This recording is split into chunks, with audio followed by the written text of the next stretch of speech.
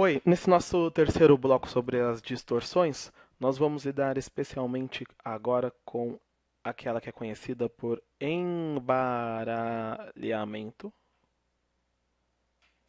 E além do embaralhamento, nós vamos lidar com a intromissão de ideias, que a gente pode chamar ainda de intromissão discursiva. Bom, vamos fazer assim: a gente lê o fragmento de texto e conversa sobre essas coisas a partir dele.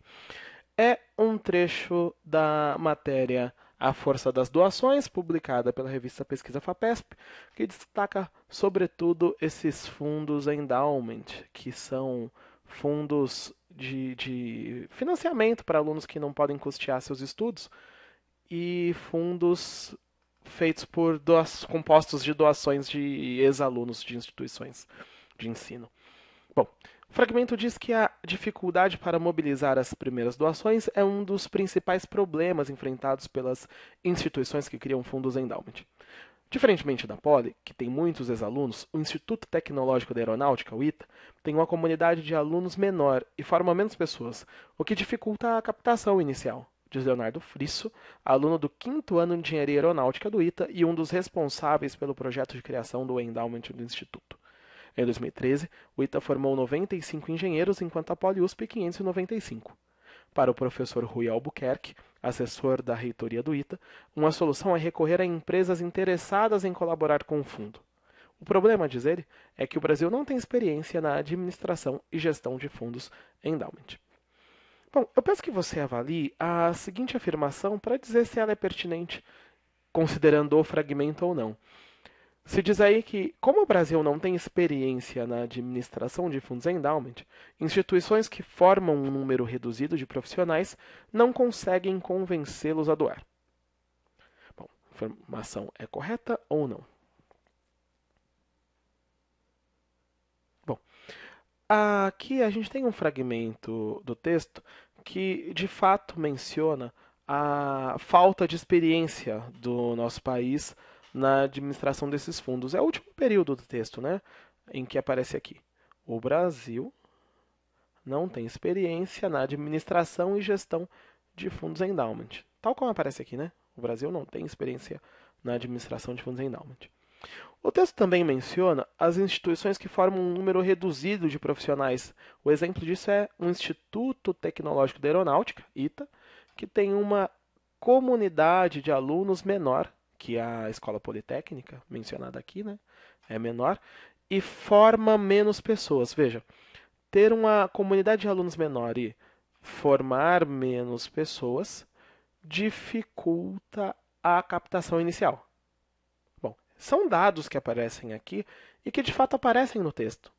Porém, a relação de causa e consequência expressa aqui por esse como é equivocada. Porque o que acontece? O que se afirma aqui na declaração é que, como o Brasil não tem experiência na administração desses fundos, as instituições que formam um número reduzido de profissionais não conseguem convencê-los a doar. Essa relação o fragmento não faz. Aqui se diz mesmo que o Brasil não ter experiência na administração é um problema. Mas é um problema quando se tenta recorrer a empresas interessadas em colaborar. Não se relaciona a falta de experiência ao convencimento de alunos que poderiam ser eventuais doadores. Bom, o que acontece aqui? A afirmação que nós avaliamos em relação ao texto usa trechos, menciona trechos que de fato estão no texto. Não é? Posso dizer que esse trecho, o Brasil não tem experiência na administração de fundos endowment, aparece aqui. Esse trecho, instituições que formam um número reduzido de profissionais, se refere a essa passagem aqui. Porém, a relação entre esses dados foi adulterada. É por isso que a gente diz que esses dados aqui na afirmação sofreram um embaralhamento. A ideia é a de que, tal como cartas em um baralho, esses dados foram misturados e, claro, mudando a relação entre as partes do texto, o sentido original é distorcido. Aqui é uma distorção por embaralhamento.